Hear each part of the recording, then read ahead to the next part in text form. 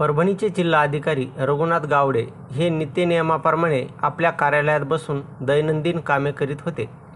शहरातील काही नागरिक जिल्हाधिकारी गावडे यांच्याकडे आपल्या तक्रारी घेऊन वेटिंग रूममध्ये जिल्हाधिकाऱ्यांच्या बोलावण्याची वाट पाहत बसले होते.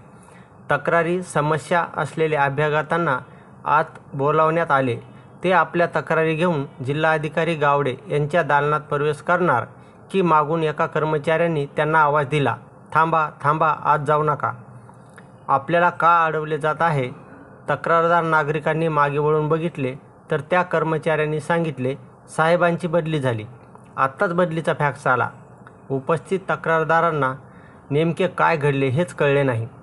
आपला 3 वर्षाचा कार्यकाळ पूर्ण न करताच परभणीचे जिल्हाधिकारी रघुनाथ गावडे यांची तडकाफडकी बदलीची चर्चा सध्या जिल्हाभरात सुरू आहे. अचानक बदली होण्यामागे काय कारण असेल याबाबतचे तर्कवितर्क लावण्यात येत आहेत. जिल्हाधिकारी रघुनाथ गावडे यांची बुधवारी तडकाफडकी बदलीचे आदेश निघाले. त्यांच्या जागी मुद्रांक शुल्क विभागाचे अतिरिक्त नियंत्रक संजय चव्हाण यांची परभणीचे नूतन जिल्हाधिकारी म्हणून नेमणूक करण्यात आली आहे. विशेष बाब म्हणजे नूतन जिल्हाधिकारी संजय चव्हाण हे ऑक्टोबर 2026 मध्ये सेवानिवृत्त होत आहेत. त्यामुळे त्यांचा परभणीचे जिल्हाधिकारी म्हणून केवळ 14 महिन्याचा कार्यकाळ मिळणार आहे. 26 जुलै 2023 रोजी गावडे यांनी परभणीचे जिल्हाधिकारी म्हणून पदभार घेतला होता.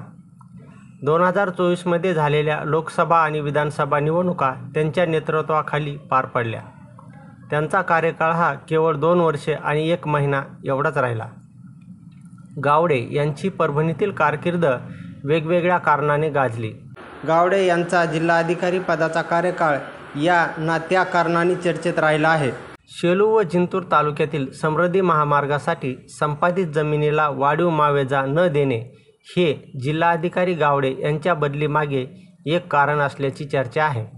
काही दिवसांपूर्वी उपमुख्यमंत्री अजित पवार हे परभणीच्या दौऱ्यावर आले असताना जिल्ह्यात अधिकारी कार्यालयात पार पडलेल्या बैठकीत खासदार जाधव यांनी जिल्हाधिकारी गावडे हे आपल्या PM मार्फत विकास कामे मंजुरीसाठी कमिशन घेतात असा गंभीर आरोप अजित पवार समोरच केला होता.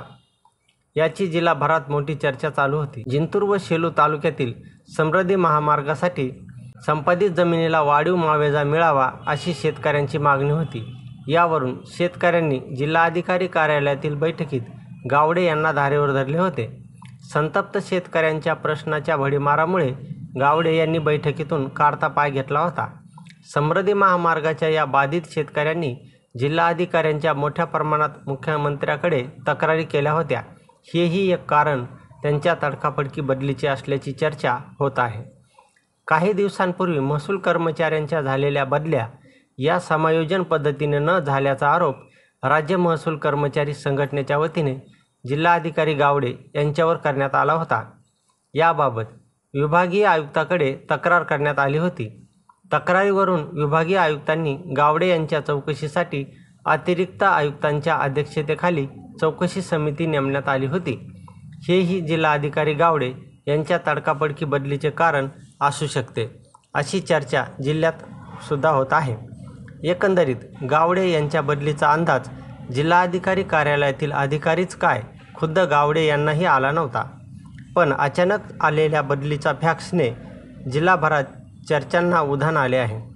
गावडे यांच्या जागी आलेल्या संजय चव्हाण यांनी परभणीच्या जिल्हाधिकारी पदाचा पदभार स्वीकारला तरीही गावडे यांच्या बदलीच्या चर्चा काही कमी होताना दिसत नाहीत.